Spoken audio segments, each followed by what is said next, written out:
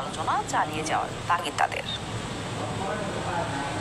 বাংলাদেশি পণ্যের উপর 20% বাড়তি শুল্ক আরোপ করায় যুক্তরাষ্ট্রের বাজারে রপ্তানিতে এখন শুল্ক ছাড়ালো 35%।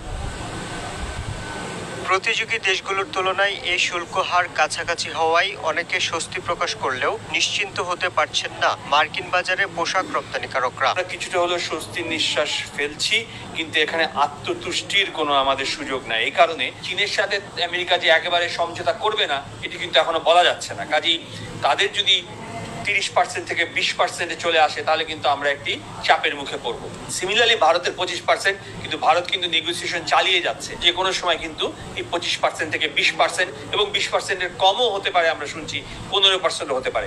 ব্যবসায়ীরা বলছেন, নতুন করে শুল্ক হার যদি পরিবর্তন নাও হয়, তাতেও আগামী কয়েক সপ্তাহের মধ্যে যুক্তরাষ্ট্রের বাজারে পণ্যের দাম বাড়বে প্রায় 5 থেকে 10%। এতে করে শঙ্কা আছে 20% পর্যন্ত চাহিদা কমার। আর তাহলে উদ্যোক্তাদের সংখ্যা, ক্রয়াদেশ কমবে বাংলাদেশি পোশাকেরও। মূল্যস্ফীতি বাড়বে, কিছুটা তো বাড়বে। সেই বাড়তির দামের কারণে হয়তোবা কোথাও কিছুটা সেল কমবে। সেল কমলে আমাদের কিছু অর্ডার কমতে পারে, যেগুলো আমরা আশঙ্কা করছি। আর তাই বাড়তি শুল্ক 20% নামিয়ে এনে আত্মতুষ্টি না হয়ে সরকারকে ধারাবাহিক আলোচনা চালিয়ে যাওয়ার তাগিদ দিচ্ছেন উদ্যোক্তারা।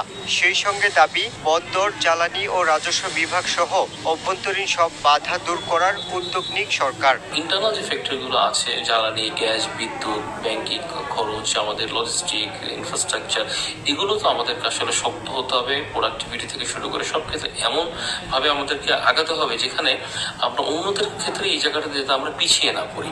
শিল্প উদ্যোক্তারা বলছেন, যুক্তরাষ্ট্রের বাজারে টিকে থাকতে দ্রুত রপ্তানি পণ্যে বৈচিত্র্য আনা দরকার। আর এর জন্য গবেষণা ও উদ্ভাবনে সরাসরি সরকারি সহায়তা চান তারা।